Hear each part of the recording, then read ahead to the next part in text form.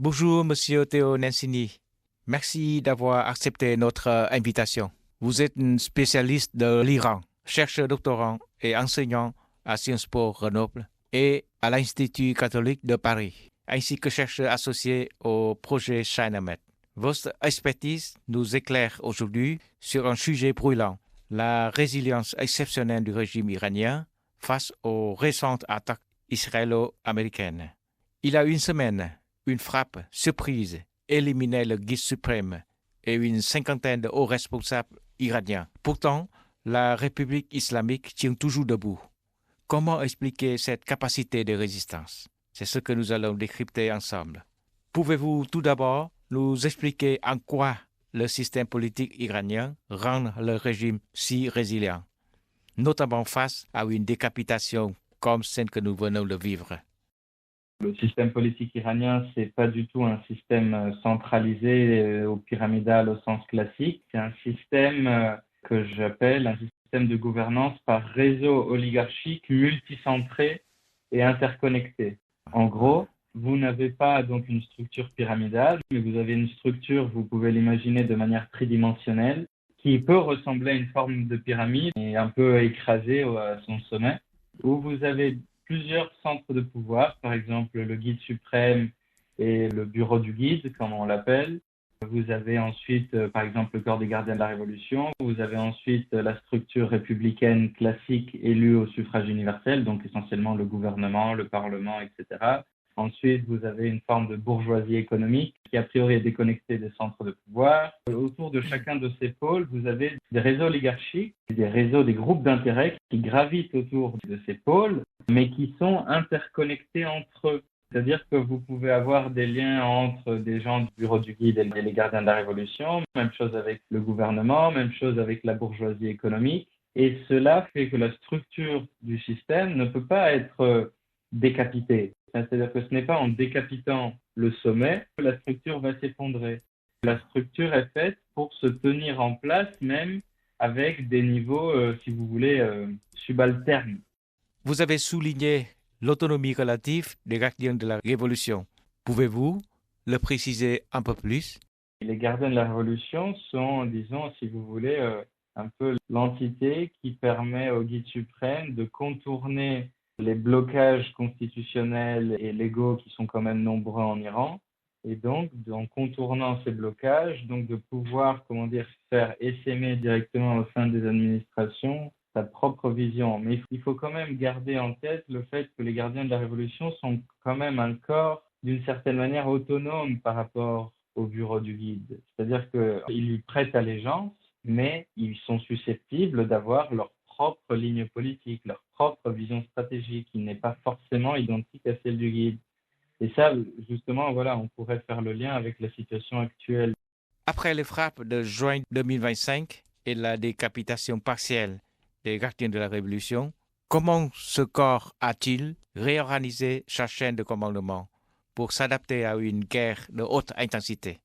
Les gardiens de la Révolution, ils ont été décapités en partie en juin. Les gardiens de la Révolution, bien entendu, compte tenu notamment de ce qui s'était passé durant la guerre des 12 jours en juin 2025, ils se préparaient à ce que les Israéliens et les Américains agissent de cette manière-là. Donc, ils avaient déjà fait redescendre la chaîne de commandement beaucoup plus bas, à N-6, voire N-7. Ça veut dire que, en gros, normalement, vous avez un chef d'état-major et à N-1, vous avez le grade en dessous, et ensuite N-2 encore en dessous, etc., etc.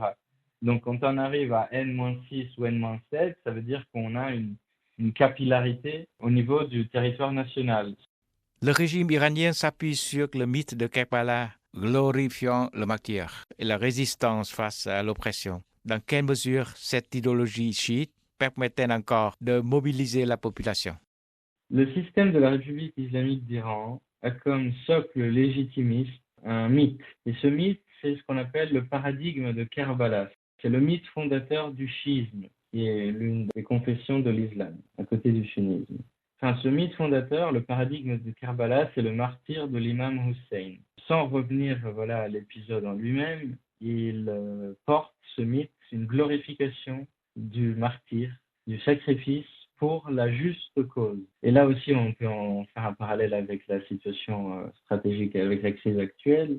Le régime de la République islamique d'Iran peut penser et estimer qu'il a gagné, même tout simplement s'il parvient à survivre, à résister. C'est-à-dire que la victoire pour eux, ce n'est pas, par exemple, le fait d'annihiler son adversaire, de terrasser son adversaire.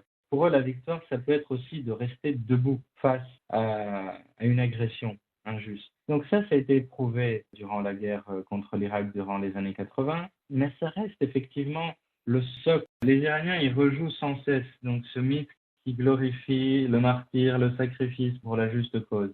Et cela leur permet d'être résilients.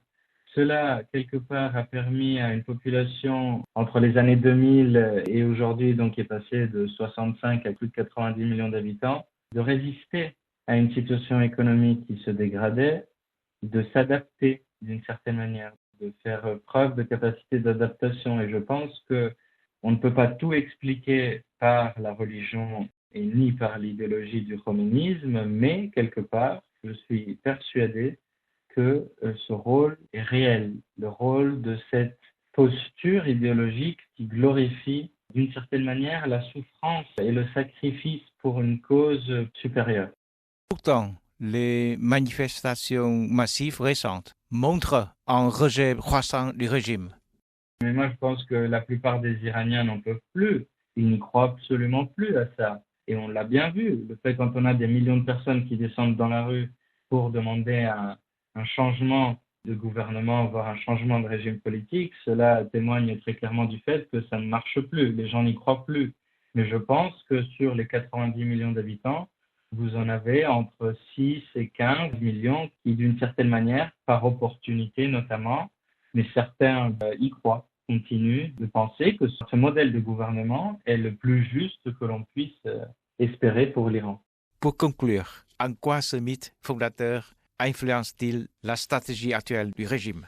Je pense qu'ils ne vont pas capituler. Je pense que cette posture-là et ce fait de rejouer constamment la bataille de Karbala les amène à ne pas se plier, à ne pas descendre à des compromis. Parce que là, encore une fois, ils sont agressés de l'extérieur. Donc, ils subissent une trahison, alors qu'en plus, il y avait un processus de négociation en cours une deuxième fois. Ils entament des négociations avec leurs adversaires et leurs adversaires, de leur point de vue, mais en réalité, c'est factuel, les poignardent dans le dos, les attaquent.